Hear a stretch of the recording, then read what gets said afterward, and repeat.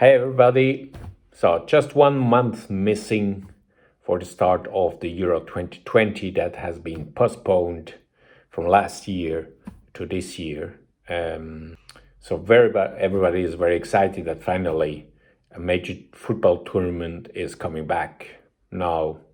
And obviously, especially the hotels are very excited that spectators can actually attend the matches, so anything between 25 and 50%, and maybe later on even 100% of the spectators of the stadium capacity can be fulfilled by spectators.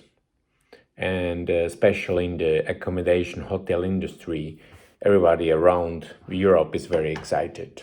Now, the reality actually looks slightly different, due to the fact that many countries still have very restricted and very strange requirements, measurements in place for the COVID.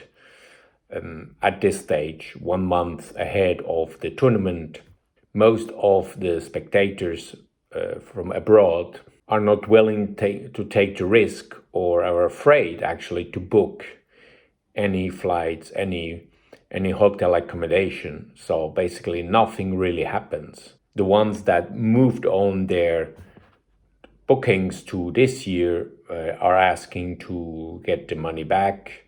Others are still waiting to see what's happening over the next few days.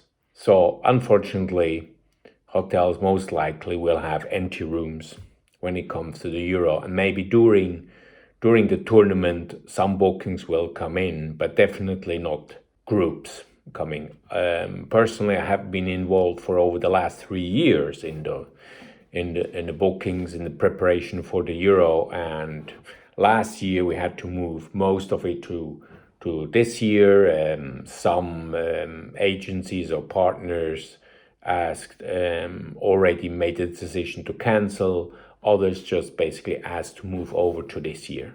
And in fact, nothing really happens, and most will most likely to sit on their rooms that they booked. That's the reality. And others, so for example, we expected some clarification by March.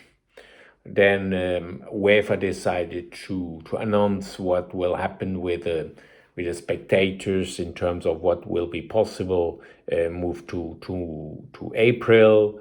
Then obviously the whole process of selling or to go after the potential customers for them to confirm, then that took time, and now we are just 1 month away from the Euro. And talking with our partners, talking with customers, talking with other agencies, the reality is that most people are basically not booking at this moment. Obviously, we'll see what happens over the next few days and weeks when the different governments decide to change their